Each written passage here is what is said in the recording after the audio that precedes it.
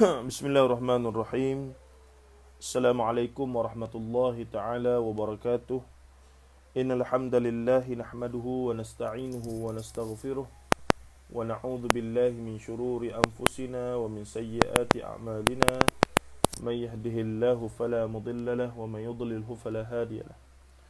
Asyhadu an la ilaha illallah wa asyhadu anna Muhammadan 'abduhu wa rasuluh. Allahumma salli wa sallim wa barik ala Muhammad wa ala alihi wa sahbihi wa man tabi'ahum bi ihsanin ila yaumiddin, amma ba'd. Fa inna asdaqal hadithi kitabullah wa khairal hadi hadi Muhammad sallallahu alaihi wasallam wa syarrul umuri muhdatsatuha wa kullu muhdatsatin bid'ah wa kullu bid'atin dhalalah wa kullu dhalalatin fin nar, atau kama qala an-nabiy sallallahu alaihi wasallam, la nabiyya ba'dah. Sahabat-sahabat sidang pendengar sekalian, alhamdulillah hari ini insya-Allah kita sambung bahagian kedua daripada perbincangan berkaitan dengan hakikat jin ataupun berkaitan dengan kejahilan orang Melayu tentang hakikat jin menurut Al-Quran dan sunnah Nabi sallallahu alaihi wasallam. Dan kekeliruan itu masih lagi jelas di mana-mana. Kalau tak percaya, tuan-tuan boleh tanya siapa yang tuan-tuan kenal, kenapa apakah mereka percaya pada hantu, apakah mereka percaya hantu tu wujud, ataupun mereka percaya konsep bunian, ataupun mereka percaya kepada benda-benda yang bersifat ghaibiyat, begitulah. Sebab tu secara umumnya saya membuat kesimpulan antara isu besar masalah akidah orang Islam Melayu ini adalah mereka tidak jelas hakikat iman kepada alam dan makhluk gaib menurut Al-Quran dan sunnah Nabi sallallahu alaihi wasallam. Mereka kenal, mereka akses, mereka dapat maklumat tentang makhluk dan alam gaib.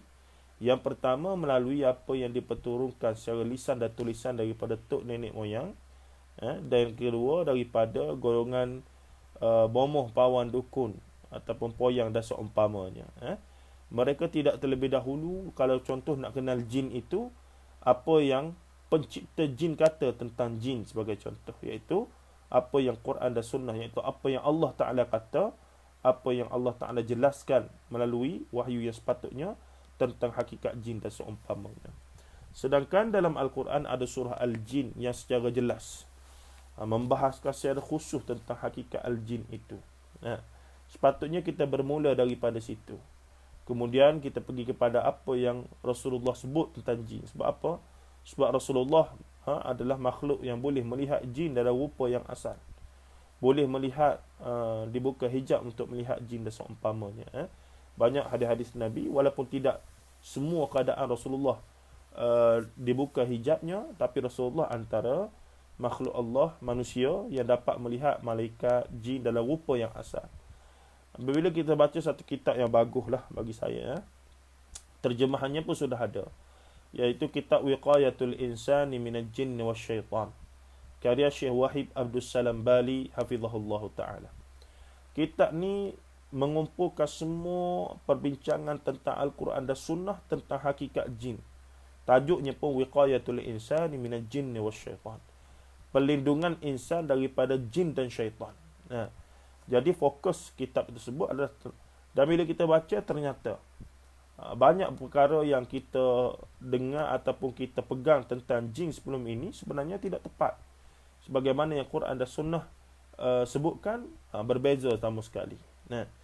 Jadi di sinilah sebagai kesinambungan pada perbincangan semalam, bahagian kedua daripada ayat yang ke-6 daripada surah Al-Jin yang berbunyi, wa annahu kana rijalun minal insi wa annahu kana rijalun minal insi ya'udzuuna birijalin minal jinni fazaduhum rahaqa. Jadi bahagian satu semalam, wa annahu kana rijalun minal insi ya'udzuuna birijalin minal jins, iaitu penyataan tentang sesungguhnya di sana ada lelaki daripada kalangan manusia, ya'udzuuna, ta'awuz, memohon perlindungan.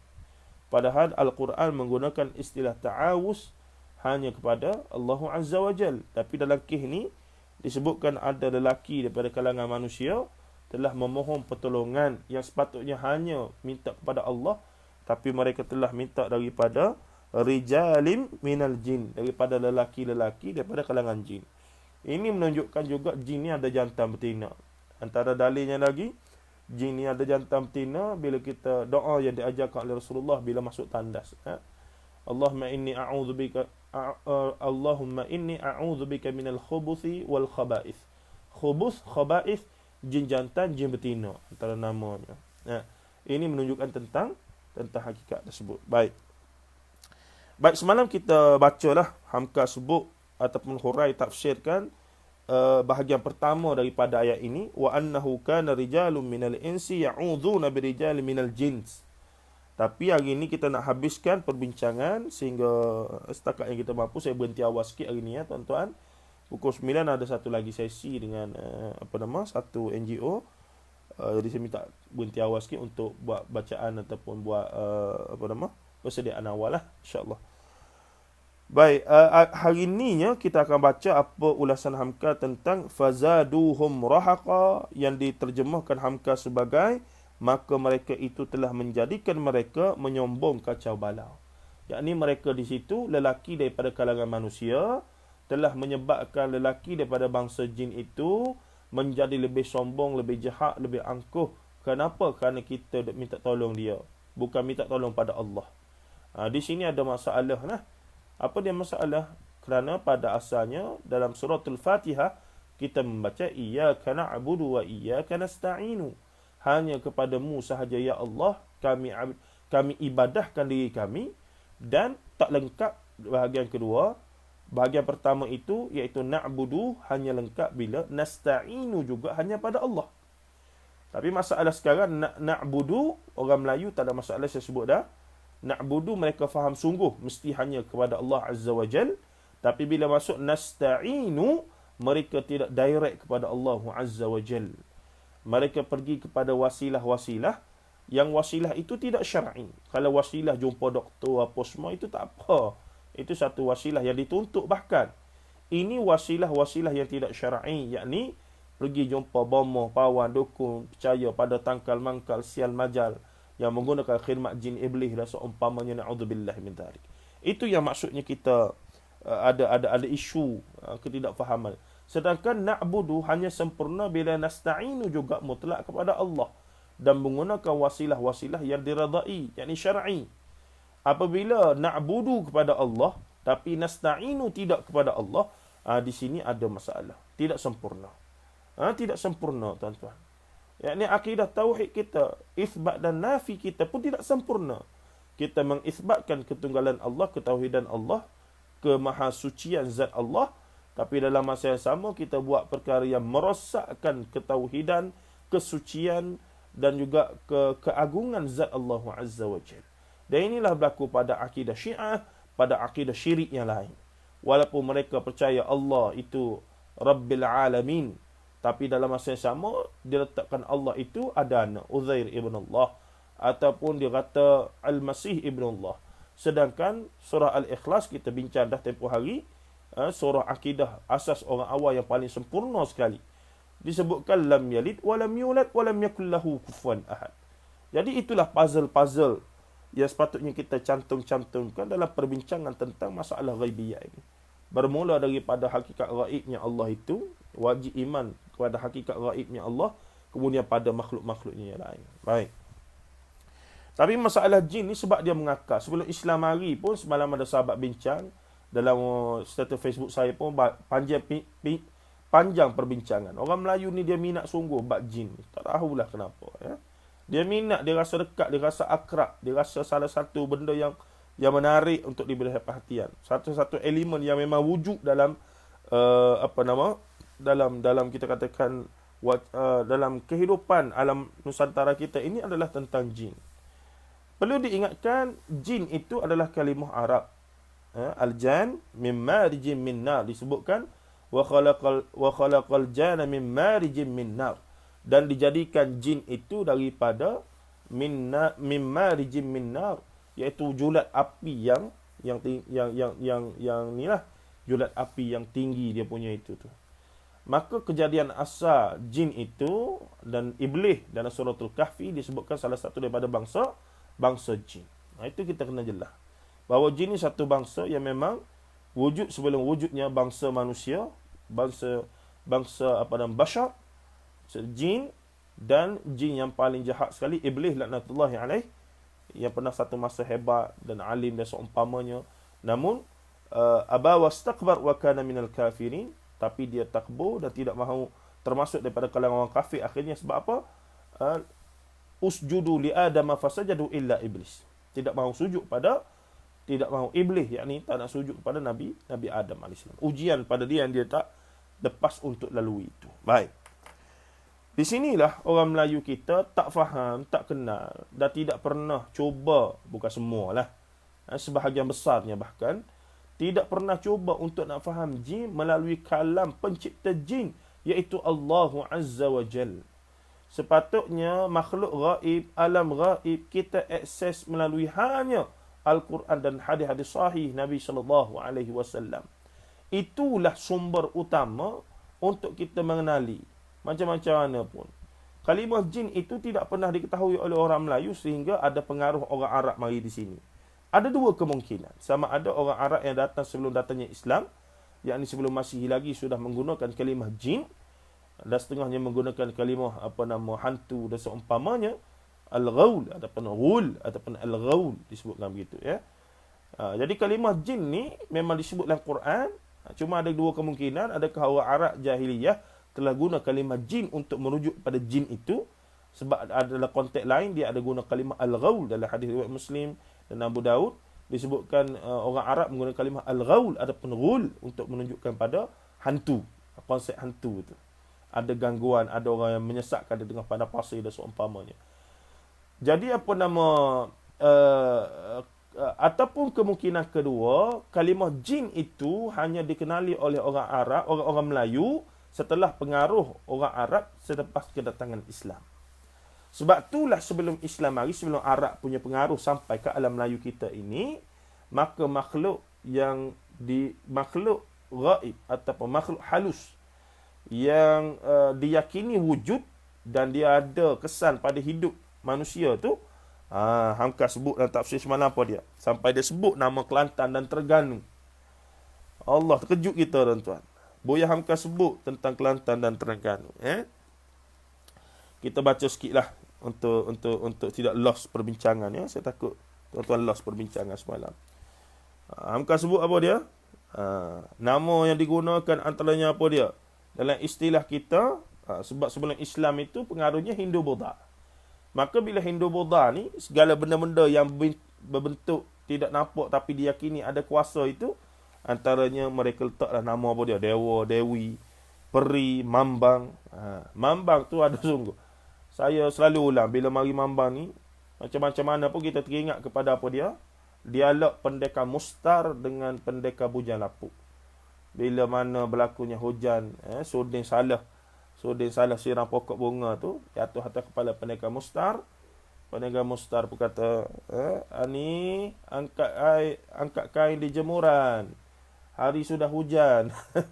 Maka mereka pun naik di atas tu dan diajarlah mantra. Konsep mantra tu pula.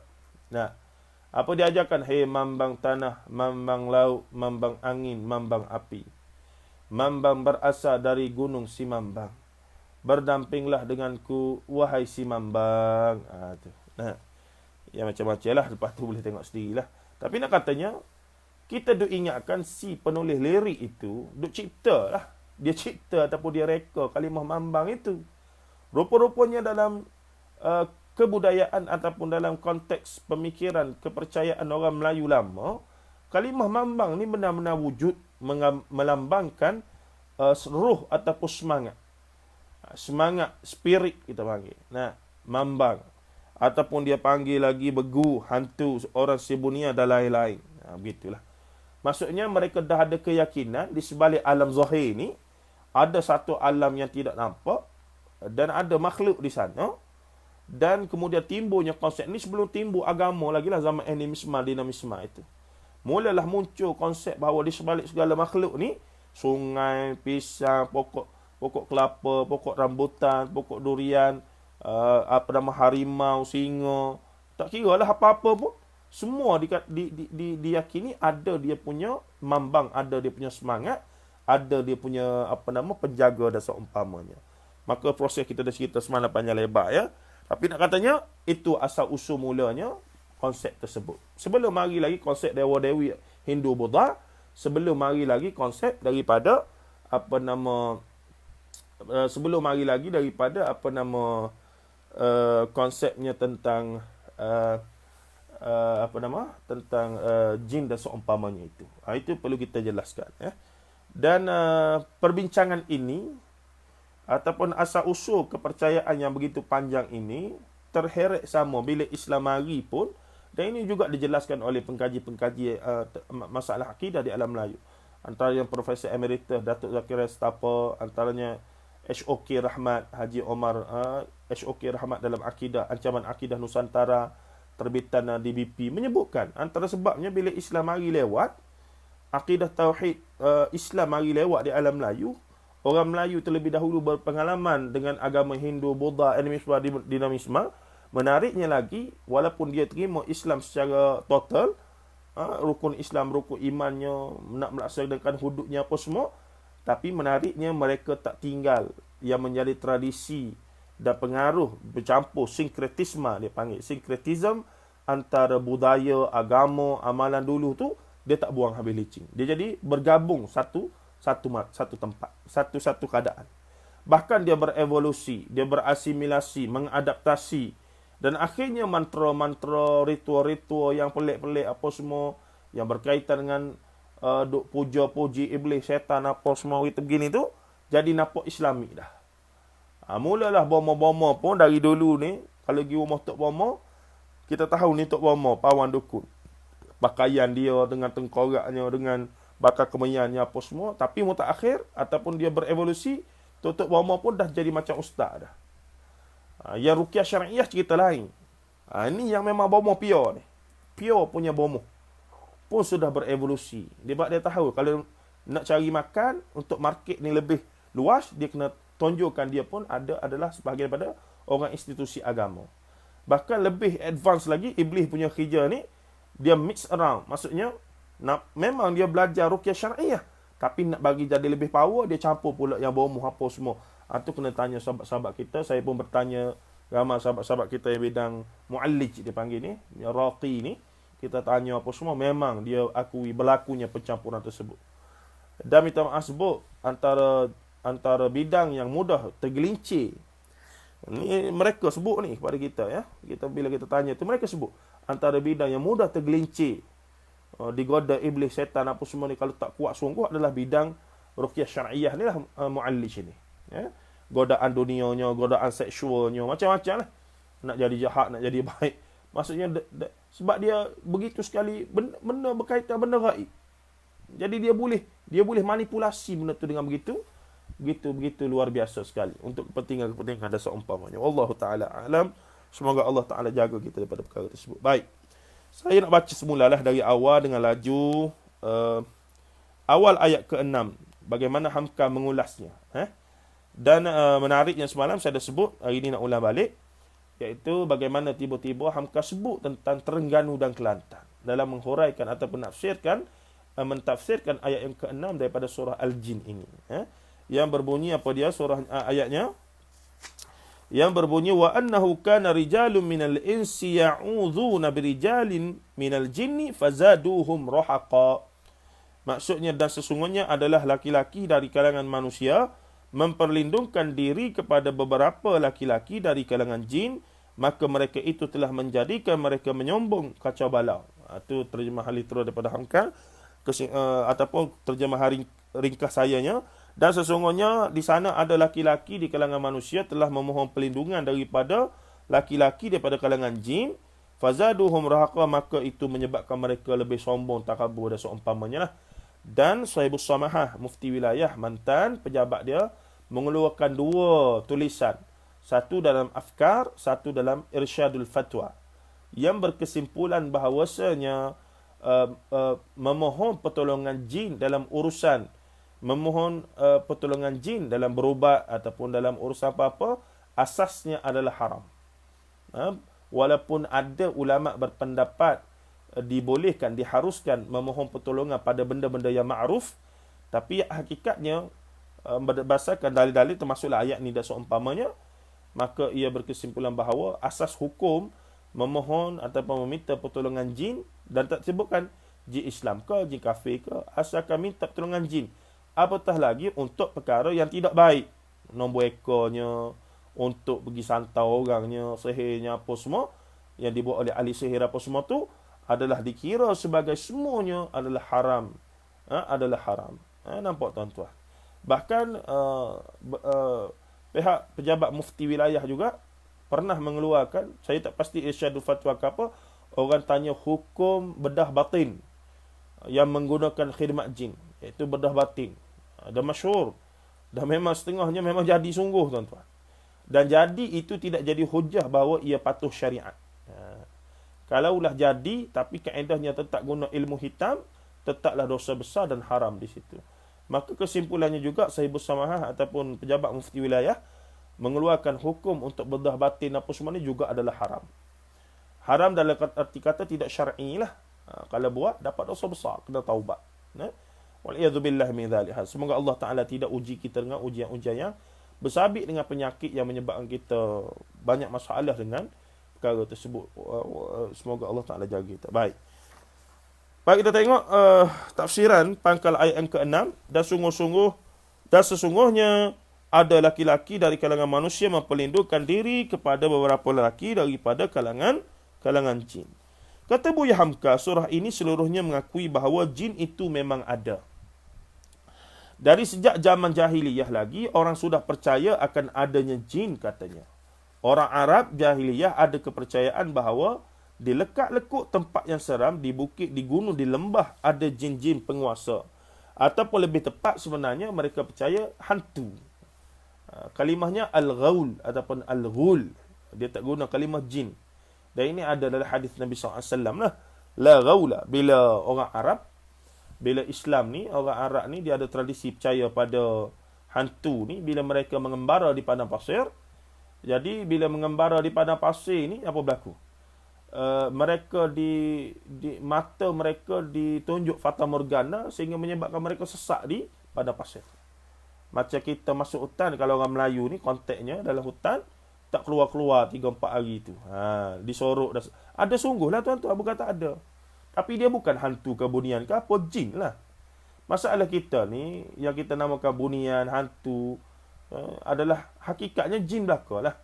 Tapi dari sudut budayanya, dia produk budaya hantu orang Melayu ni, ya, setiap bangsa ada hantu dia masing-masing.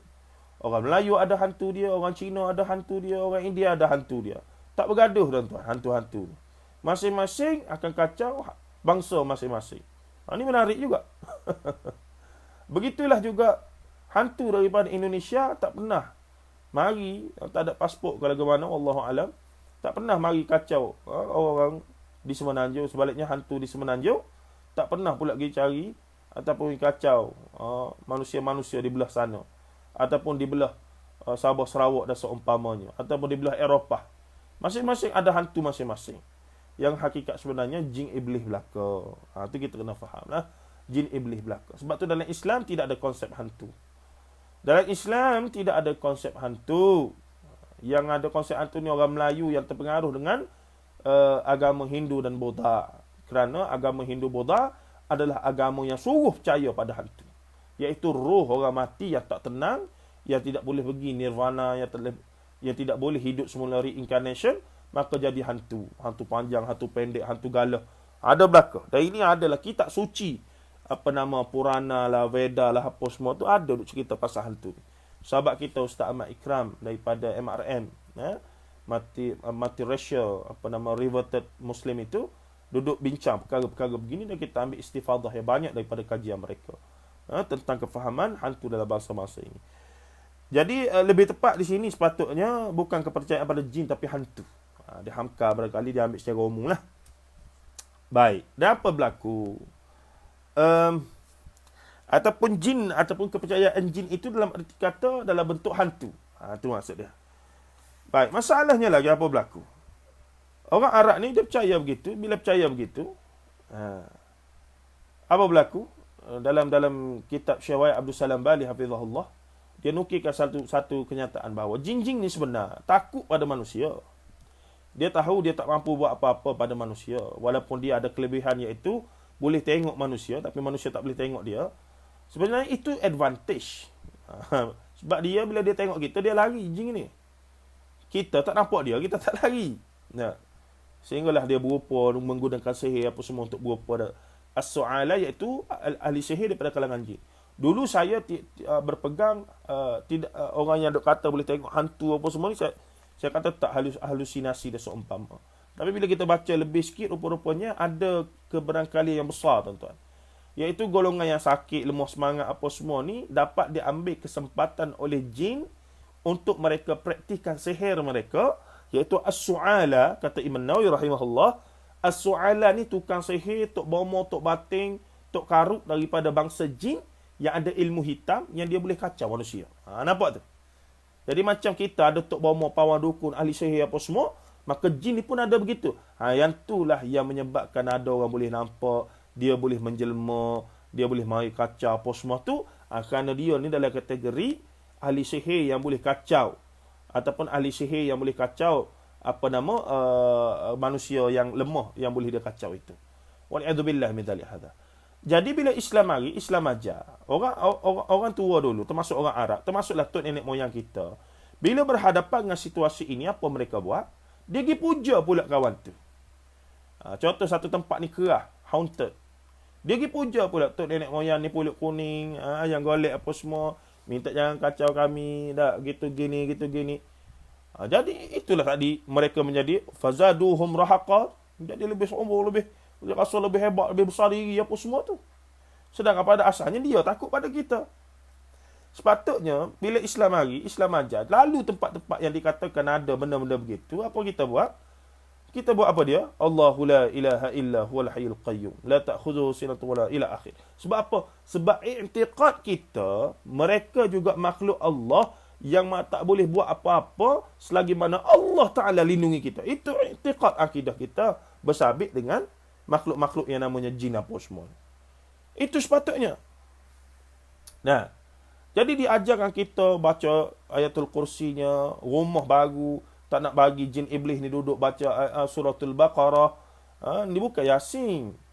Yang lebih ada dalil lah. Baca Yasin, tak ada masalah. Boleh pahala lah Yasin tu.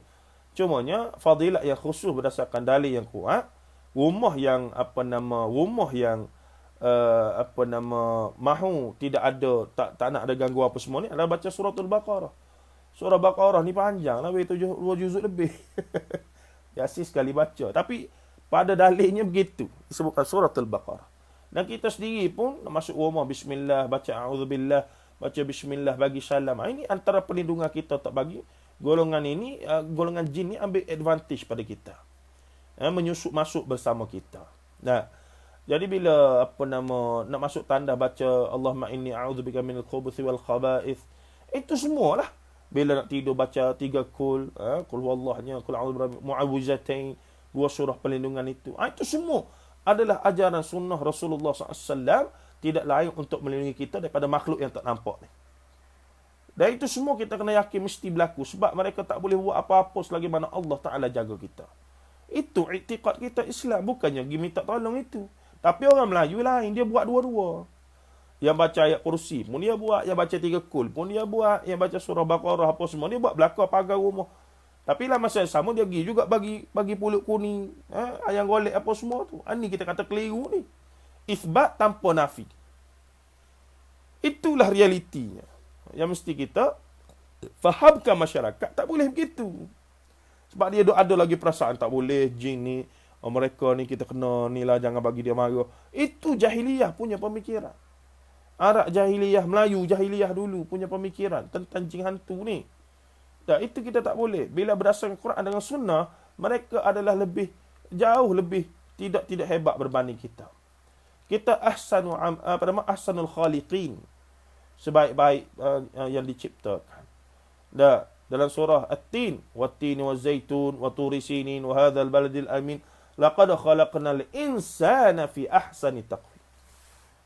Tidak ada manusia pernah menjadi makmum kepada jin dalam salat. Tapi jin biasa duduk menjadi makmum kepada manusia dalam salat. Biasa. Begitu juga jin belajar doa, belajar Quran apa semua daripada Rasulullah apa semua. Manusia belaka. Dan daripada kalangan jin, wallahu a'lam, setakat yang saya tahu tidak ada nabi-nabi dan rasul daripada kalangan jin. Malaikat daripada kalangan manusia belaka. Termasuklah Nabi Sulaiman AS yang menguasai segala jin pun daripada kalangan manusia yang dia takut sangat. Sampai iblis pun tunduk patuh pada perintah Nabi Sulaiman AS belaka. Nampak tu tuan-tuan? Ya? Dan Bapa rahimahullah ta'ala. Baik. Kata Buya Hamka lagi, maka kalau mereka berjalan ke mana-mana, yakni orang kampung tadi, orang Arab jahiliyah, mereka lebih dahulu memberi hormat kepada penjaga atau penguasa tempat itu. Bagaimana yang kita huraikan tadi. Sepatutnya tidak boleh begitu. Nah, mereka tidak ada apa-apa. Kita kena balik pada Allah dan mengamalkan amalan-amalan pelindungan yang diajar kepada kita melalui Nabi SAW.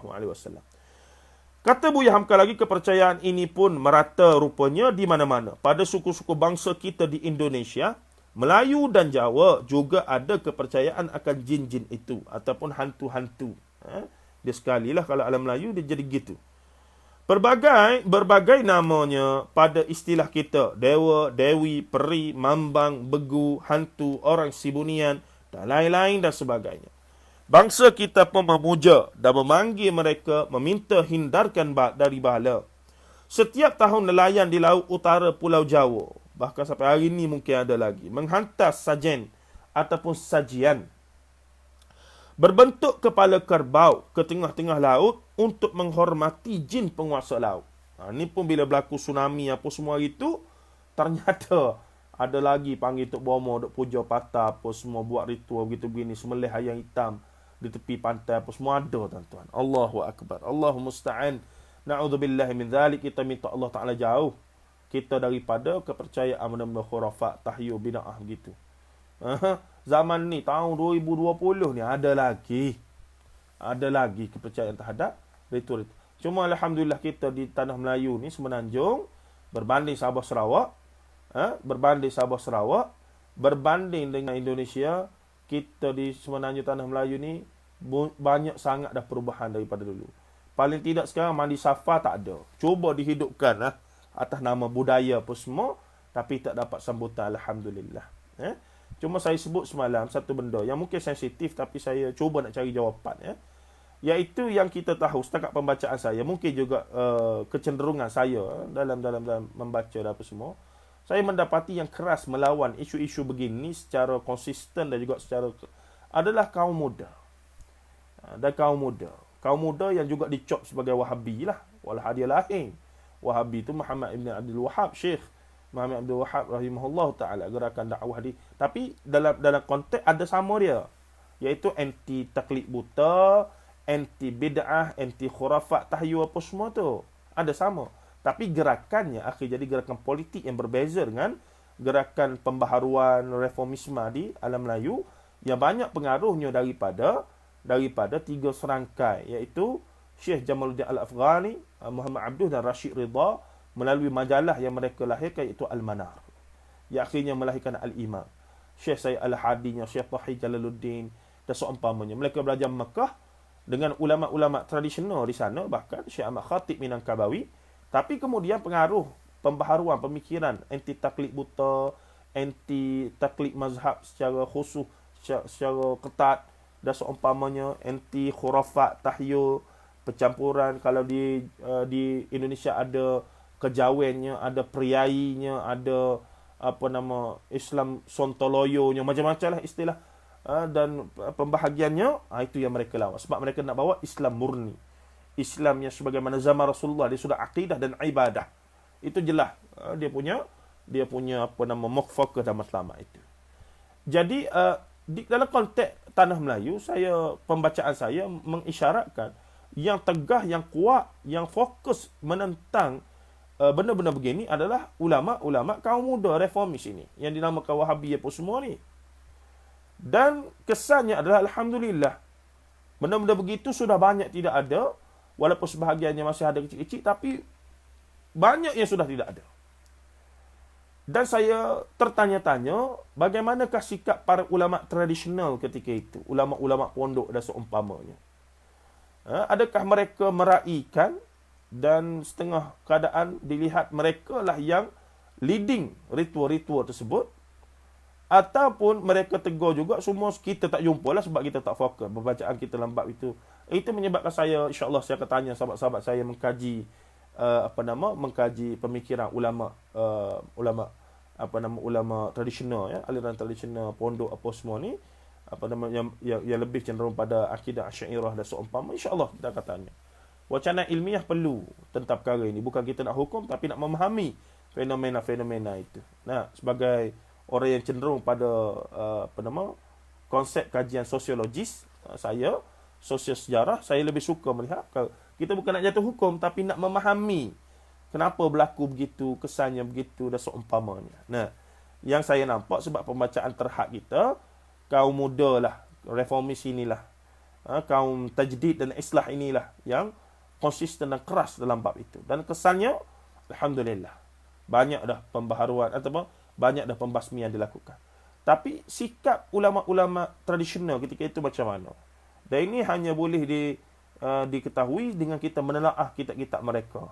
Ada tak mereka tegur secara keras tentang perkara-perkara ini? Ada tak mereka menulis, mengkritik amalan-amalan, mandi safanya, mandi limaunya, apa semua dan seumpamanya.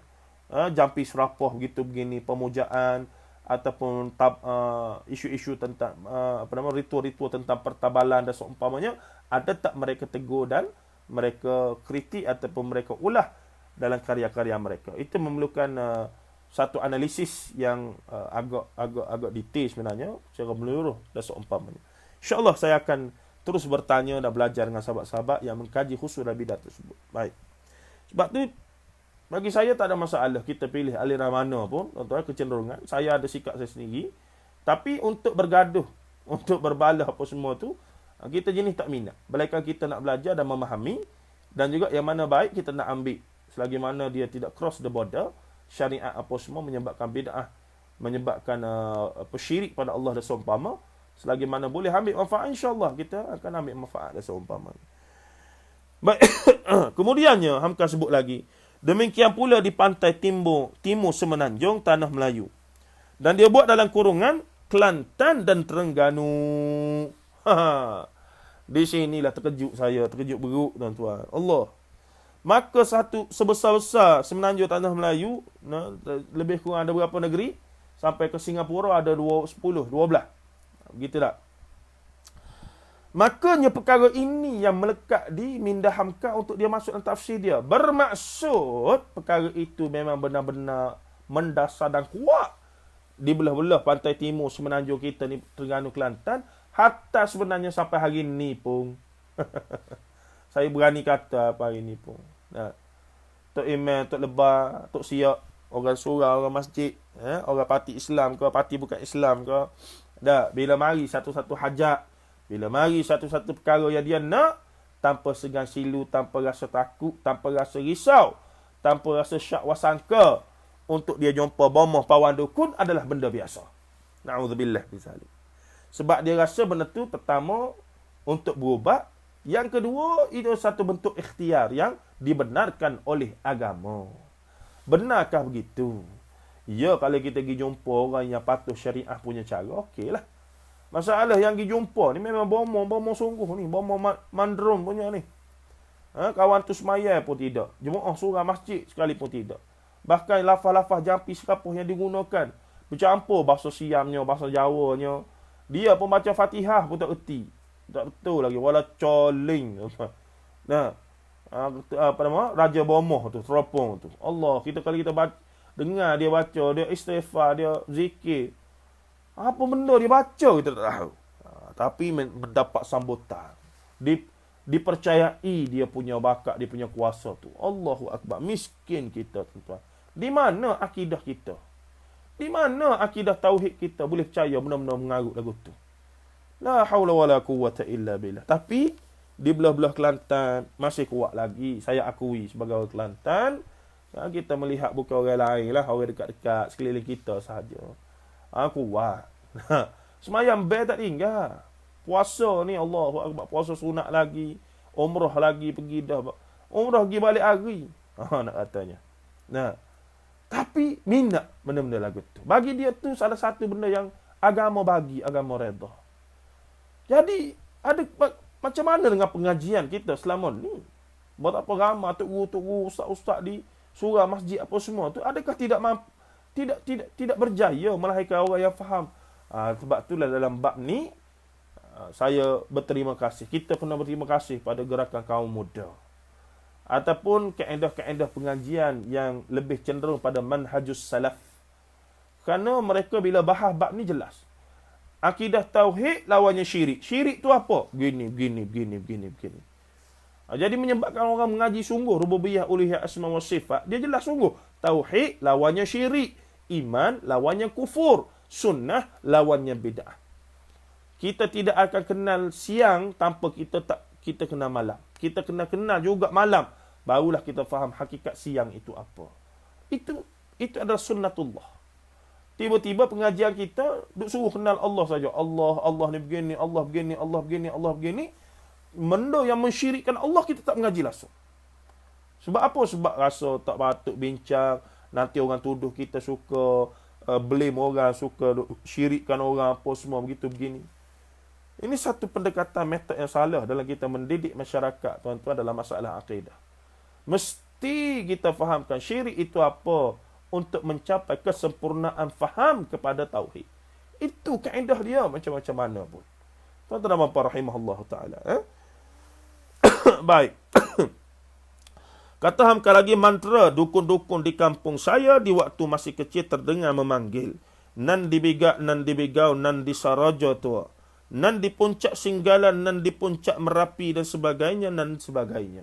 Ni apa dia ni? Mantra lah. Mantra ni apa dia? Duk puja-puji. Duk puja-puja syaitan iblis mari ni lah. Sebab tu almarhum Tok Guru Ni Aziz, rahimahullahu ta'ala. Almarhum lagi, rahimahullah lagi. Semoga Allah Ta'ala ampunkan dia. Allah maghfirlahu warhamhu wa'afi wa'fu anhu. Bila dia naik, peringkat awal dia haramkan dulu. Dia haramkan dulu. Nah, dia haramkan apa dia? Teri, menara, apa dia lagi? Mokyong. Walaupun ia satu persembahan kebudayaan, tapi bukan setakat itu. Dia ada unsur spiritual, unsur batini, unsur kita kata bukan batini, unsur kita kata berkabit dengan alam gaib. Bila nak buat tu ada ritual dia. Apa ritual tu? Baca dulu, buka panggung apa semua, panggil dewa-dewi, seru roh-roh, arwah-arwah ni. Sebab apa? Nak suruh jaga majlis ni supaya sejahtera sampai habis. Ni mari daripada mana? Ini bercanggah langsung dengan akidah Islam. Ada pun semua benda itu termasuk dikibarat apa semua sebagai persembahan kebudayaan yang kemudian dibuang elemen-elemen yang boleh yang bercanggah akidah itu, alhamdulillah. Boleh ya, tak ada masalah. Diharuskan, bahkan adalah persembahan-persembahan. Begitulah kita kena faham. Bukanlah Islam tu anti seni, anti kebudayaan, tidak. Tapi yang mana jelas bercanggah dengan akidah, yang mana membawa kita kepada langgar syariat, maka ia perlu di-adjust supaya benda tu jadi patuh syariat. Nampak tak tuan-tuan? Baik, bahkan sampai sekarang di Sumatera Timur masih tertinggal kebiasaan menepung tawar dan yang bermaksud memuja jin supaya jangan mengganggu kepada orang yang ditepung tawari itu. Bila tepung tawar ni dalam perkahwinan sebagai contoh, tu. Ada pun kalau tepung tawar apa semua tu semata-mata apa sebab apa tepung tawar ni? Sebab tak ada apa-apalah, sebab saja-saja ada jadi adat budaya. Kalau begitu tak ada iktiqad bahawa perlindungan murah rezeki. Semoga tidak termasuk daripada perkara yang disebutkan itu. Tapi kalau buat tu sebab apa ni? Renjih berahnya. Ni renjih berah ni dengan harapannya rezeki murah nanti. Nah, itu simboliknya. Iktiqadnya begitu. Iktiqad, keyakinan itu. Ni tepung tawar ni semoga dapat dijagalah gini roh-roh untuk nenek moyang mari jaga. Ni bukan agama Islam. Itu bukan agama Islam punya cerita. Akidah tauhid tidak ajar benda-benda begitu. Sebab itulah perlu dijelaskan, perlu dibezakan, perlu disisihkan pengaruh-pengaruh daripada agama-agama dan kepercayaan lain daripada praktikal Islam itu. Baik, kemudiannya inilah yang dijelaskan oleh jin sendiri pengakuan mereka kepada Allah, iaitu ada laki-laki yang minta pertolongan daripada mereka. yang disampaikan kepada Allah berupa wahyu pada Nabi kita Muhammad sallallahu alaihi wasallam, dan disuruh Nabi kita menyampaikan kepada kita di awal ayat 1 dengan kalimah kul, katakanlah, artinya sampaikanlah kepada umatmu bahawa banyak laki-laki di antara manusia memperlindungkan diri kepada laki-laki daripada kalangan jin, nan dibigau dan sebagainya, itu akibatnya bagaimana. Lanjutan ayat menjelaskan bahagian kedua ayat ni, fazaduhum rahaqa tadi. Fazaduhum rahaqa. Betul? Fazaduhum rahaqa, iaitu menjadikan mereka sombong dan kacau balau. Kata Buya Hamka, tegas sekali rangkaian pangkal ayat dengan hujung ayat. Ada manusia yang mencari perlindungan kepada jin, padahal tempat kita berlindung yang sejati ialah Allah. Bahkan kita disuruh berlindung kepada Allah daripada pengaruh setan yang direjam. A'udzubillahi minasyaitan. Ta'awuz yang kita baca sebelum kita baca apa-apa surah itu. Bahkan kita disuruh, sekarang si manusia itu berlaku terbalik. Kepada jin atau syaitan mereka meminta perlindungan dari bahaya. Apa jadinya? Kerana jin itu jelas sama-sama makhluk dengan dia. Dan jin itu tidak mempunyai kuasa apa-apa. Lantaran dia yang dipuja oleh si manusia tadi, maka tidaklah kena alamat yang dituju. Maka menyombonglah jin dan syaitan, berlantas angan kepada manusia yang melindungkan dirinya itu. Sebab tahu bahawa si manusia tidak tahu akan harga dirinya. Selanjutnya bukanlah manusia tadi menjadi tenang, bahkan menjadi bertambah kacau fikiran. Sebab bergantung kepada akar lapuk. Dan ini berlaku dalam sejarah ataupun dalam kebudayaan Melayu. Orang tua-tua duk guna khidmat jin, duk bela jin, saka lah apa semua begitu begini, termasuklah itu perjalanan. Ada sungguh, bukan tidak ada ya. Kita bagi nama lah, saka harimau lah, saka beruang lah, saka babi lah, saka biawak lah, macam-macam lah. Tapi sebenarnya jin belaka lah tu. Dan juga ada, kita panggil apa nama, ada dia punya perjanjian-perjanjian tertentu dan seumpamanya. Nah, memang ada jin kafir, jin yang kafir, dan ada jin yang Islam. Meminta perlindungan kepada jin yang kafir, yang memimpin besarnya, pemimpin ialah iblis, sudah terang melanggar larangan Allah Ta'ala sendiri. Allah menyebutkan, inna syaitana lakum aduwun fattakhidhuhu aduwa. Sesungguhnya syaitan itu adalah musuh kamu. Sebab itu maka hendaklah kamu anggap dia jadi musuh. Surah Fatir ayat 6. Dan kedua bagi syaitan adalah iblis, laknatullah ya. Kalau setan iblis telah memusuhi kita, adakah pantas kita melindungkan diri kepadanya? Kata Buya Hamka. Tanya. Artinya melindungkan diri kepada musuh sendiri. Nescaya jalan yang sesatlah yang akan dia anjurkan. Kalau ada orang yang mengatakan bahawa kita boleh memperlindungkan diri atau dengan kata yang lebih halus meminta tolong, dan kata yang lebih halus lagi mengambil jin jadi khadam, itu pun tidak layak. Dia jadi khadam, dia tipu daya kita, buat lembek kau, buat olok-olok apa nama dengan kata kita, khidmat pada kita. Nah, ada orang kata, ustaz tak ada masalah, jin tu baik, soleh dia, nama Abdullah Muhammad. Tahu mana dia betul-betul Islam, tuan-tuan? Kita pernah tengok ke dia solat 5 kali sehari semalam? Nah, macam mana tengok? Kalau dia dakwa boleh tengok, lagilah mengarut. Mana ada orang boleh tengok jin ada rupa yang asal. Sebab tu dakwaan tangkap jin apa semua itu payah kita nak terima, tuan-tuan. Rasulullah sallallahu alaihi wasallam, saya sebut dah semalam. Tidak, walaupun Rasulullah boleh tengok jin dalam rupa yang asal, pergi berdakwah kepada alam jin, dah tahu jin mari mengadu pada Rasulullah apa semua. Tapi tidak ada walau satu riwayat setakat yang saya tahu. Kalau ada mana Syari, kalau ada lagi boleh tolong tegur hamba, yang Rasulullah sebut bahawasanya ada jin tolong Rasul, ataupun Rasulullah pernah minta pertolongan jin untuk apa-apa urusan agama ini. Sama ada untuk urusan kehidupan Rasulullah ataupun urusan agama, berperang, Uhud, Badar, Khandaq, apa dia lagi? Dia Mu'tahnya apa semua. Kenapa tidak Rasulullah guna khidmat jin itu? Kenapa tidak? Ataupun dalam urusan dakwah lah bahkan. Kenapa tidak Rasulullah senang lenang di Madinah, arahkan saja jin-jin itu. Kamu pergi Mekah malam ni, pergi rasuk Abu Jahal, Abu Lahab tu, bagi muntah darah semua, bagi mati semua senang. Ataupun bagi kata dua, nak masuk Islam ke nak masuk kafir? Nak mati kafir. Kan senang kerja Rasulullah tu. Tak payah perang Badar, perang Uhud apa semua. Tapi ada tak kita pernah dengar Rasulullah guna khidmat jin iblis apa semua? Guna khidmat jin apa semua untuk urusan kehidupan, bahkan urusan agama. Tidak ada, tuan-tuan. Pernah kita dengar Abu Bakar, Umar, Uthman, Ali guna khidmat jin? Muawiyah ibni Abi Sufyan, Yazidnya apa semua khalifah? Tidak ada. Pernah kita dengar Imam Abu Hanifah, Imam Malik bin Anas, Imam Syafi'i, Muhammad bin Idris Asy-Syafi'i, Imam Ahmad bin Hanbal menggunakan khidmat jin? Tidak pernah. Tiba-tiba sampai pada orang Melayu, apa masalahnya ustaz? Jin tu jin baik, soleh dia, Islam dia. La haula wala quwwata illa billah. Kita sedang ikut siapa ni? Kita sedang ikut siapa? Kenapa yang kita nak sangat guna khidmat jin dalam hidup kita ni? Nah, masalahnya bila kita duduk terikat dengan dia, perjanjian, dia jadi khadam kita, dia ni biasanya umur panjang. Setakat nak duduk dengan kita 10-20 tahun. Tak ada masalah bagi dia. Nak buat-buat, menipu apa semua. Nah. Dan akhirnya, bila sampai masa kita nak mati, dia main peranan untuk bawa kita syirik pada Allah Azza wa Jalla. Na'udzubillah min dzalik.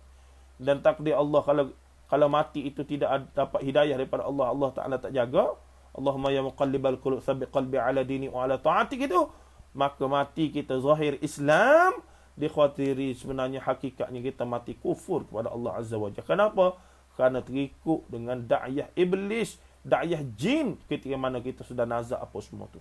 Yang kita duk bela asalnya, yang kita kata dia soleh apa semua.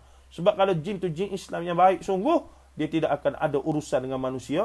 Begitulah seorang mukmin yang bagus, tak mungkin dia akan ada urusan saja dengan manusia. Wallahu ta'ala alam. Itulah kesimpulan yang kita baca daripada apa yang terdapat dalam sejarah, dalam data-data agama kita ini. Baik, katanya lagi apa dia untuk pengakhirannya.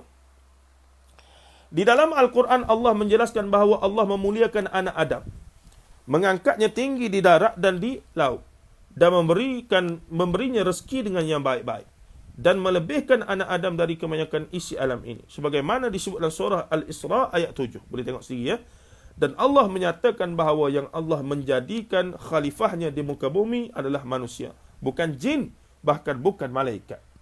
Kedudukan manusia sangat hebat di sisi agama Islam, di sisi Allah.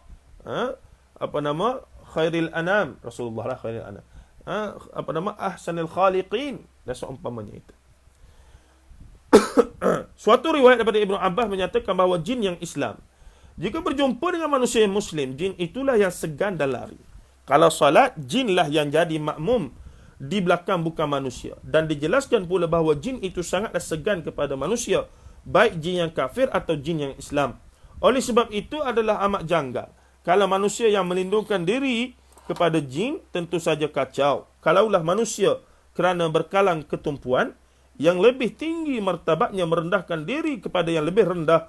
Tanda bukti lagi atas kemuliaan manusia ialah bahawa Nabi Muhammad sallallahu alaihi wasallam seorang manusia diutuskan kepada manusia dan jin, bukannya daripada kalangan jin itu sendiri. Di dalam ayat yang tengah kita tafsirkan ini, jin sendiri yang memberi ingat bahawa ada laki-laki dari kalangan manusia memperlindungkan diri kepada laki-laki dari kalangan jin. Akibatnya ialah kekacau balauan fikiran. Maksud Allah menaikkan darjat kita mendekati Allah, menjadi orang yang bertakwa sehingga lebih mulia di sisi Allah. Bahkan disuruh agar berdoa memohon kepada Allah, bukan saja menjadi orang yang bertakwa, bahkan menjadi imam pula dari orang yang bertakwa, bukan menjadi khadam jin dan syaitan. Jelas tuan-tuan. Jelas terang benderang kedudukan jin dalam alam semesta ini di sisi manusia. Kedudukan jin itu bagaimana sehingga kita kena takut, kita kena buat macam-macam ke dia tu. Mujahid menafsirkan sebagaimana terjemahan kita, iaitu kerana manusia pergi memperlindungkan diri kepada jin, maka si jin itu menjadi sombong. Tetapi Qatadah, Abul Aliyah, Rabi' dan Ibn Zaid menafsirkan, oleh kerana manusia telah pergi memperlindungkan dirinya kepada jin, dia pun diperbodoh oleh jin itu. Sehingga kian lama fikirannya kian kacau dan kian lama fikirannya kian takut kepada jin. Padahal Allah menentukan tempat takut hanya Allah. Sa'id bin Jubair menafsirkan bahawa lantaran si manusia itu memperlindungkan diri kepada jin, maka bertambah condorlah si manusia tadi kepada kafir. Sebutnya. Al-Qurtubi menegaskan, tidak tersembunyi lagi bahawa pergi memperlindungkan diri kepada jin bukan kepada Allah adalah syirik dan kufur, kata Al-Imam Qurtubi rahimahullah ta'ala. Ada orang-orang berdukun yang katanya memelihara jin Islam. Jin itu katanya boleh disuruh-suruh. Malahan boleh disuruh mengambil mutiara ke dasar laut. Kalau dicari benar-benar fakta atau kenyataan dari berita ini, tidaklah bertemu pangkalnya yang benar dapat dipertanggungjawabkan. Nampak tu? Siapa hujah? Apa masalah bela jin? Sedangkan Nabi Sulaiman apa boleh bela jin? Apa? Awak tu adik-beradik Nabi Sulaiman ke? Boleh bela jin ni adalah apa dia? Mukjizat Allah Ta'ala bagi kepada Nabi Sulaiman. Yang awak tiba-tiba dok boleh bela jin, boleh harah jin, buat apa itu ini tanpa ada muslihat apa semua. Awak ni adik-beradik Nabi Sulaiman ke lagu mana? Ada. Cuba kita tanya dia balik. Awak ni adik-beradik Nabi Sulaiman ke? Ke lagu mana tuan-tuan? Pelik sungguh orang. Dia nak juga kepada bersabit dengan jin dia tu. Ni sebab latar sosio budaya kita. Orientasi pengajian sama ada di madrasah ke, di pondok, di surau masjid, di sekolah, orientasinya adalah tentang percaya benda-benda tu. Termasuklah saya sebut dan saya kena sebut. Bahkan ia satu fakta yang tidak boleh dinafikan. Antara yang menyumbang terhadap pemikiran khurafat tahyul, mistik dan bid'ah begini adalah apa dia? Majalah Mastika dan seumpamanya.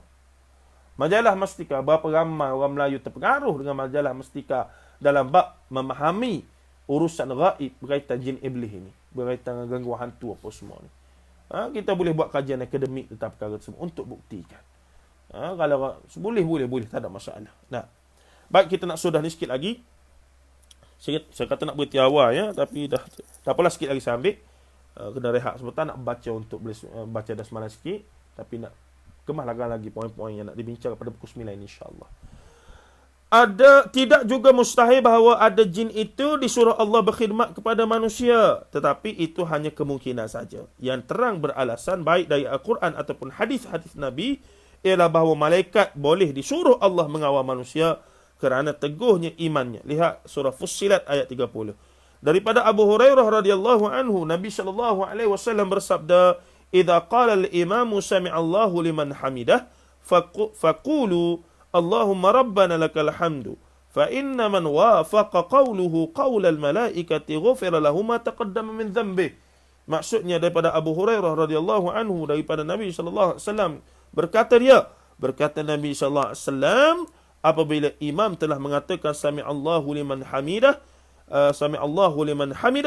yakni Allah mendengar barang siapa yang memujinya, hendaklah dia menyambut dengan ucapan Allahumma rabbana lakal hamdu, ya Tuhanku, ya Allah, ya Tuhanku, untuk engkaulah sekalian puji. Maka barang siapa yang bersamaan kata-kata itu dengan kata-kata malaikat, nescaya akan diampunkan mana yang telah terdahulu dari dosanya. Ini dalam solat jahar lah. Hadis-hadis semacam ini banyak. Hadis malaikat bersama dengan orang yang mengejar saf pertama, malaikat yang bersama orang yang menyusun saf yang baik-baik. Hadis bahawa malaikat menyampaikan kepada Nabi tiap-tiap selawat dan salam yang diucapkan umatnya kepada Nabi SAW, dan lain-lain lagi. Hadis di mana contoh lagi dalam Riyadhus Salihin, kita pergi ziarah orang sakit belah pagi belah petang, 70,000 ke berapa puluh ribu malaikat akan mendoakan kita. Itu semua hadis sahih tentang malaikat boleh jaga, boleh bagi manfaat. Bahkan ada syafaat malaikat di akhirat kelak bila malaikat tu mendoa. Antara kelebihan malam Lailatul Qadar yang tak lama lagi nak mari ni, 10 malam akhir, adalah malaikat tanazzalul malaikatu waruh, tanazzalul malaikati waruh, turunnya malaikat dengan ruhul amin, ruhul qudus, iaitu Jibril alaihi salam. Maka turunnya semua sekali di muka bumi ini. Bila mana duk dengar ada orang apa nama berdoa, ada orang sedang meratap merayu pada Allah, minta begitu begini, maka malaikat amin pada malam Lailatul Qadar, maka confirmlah doa itu akan dimakbulkan. Kerana aminnya malaikat itu adalah boleh menyebabkan doa-doa kita itu termakbul. Tuan-tuan dan puan-puan rahimahullah. Bagaimana dengan jin? Tidak ada. Jin tu lebih teruk pada kita dan seumpamanya. Mengapa kita ragu akan kebenaran Al-Quran, lalu kita masuk berkhayal? Tanya Hamka, tanda soal. Ni hebatnya tafsir Al-Azhar, Profesor Dr. Hamka. Tengok tu.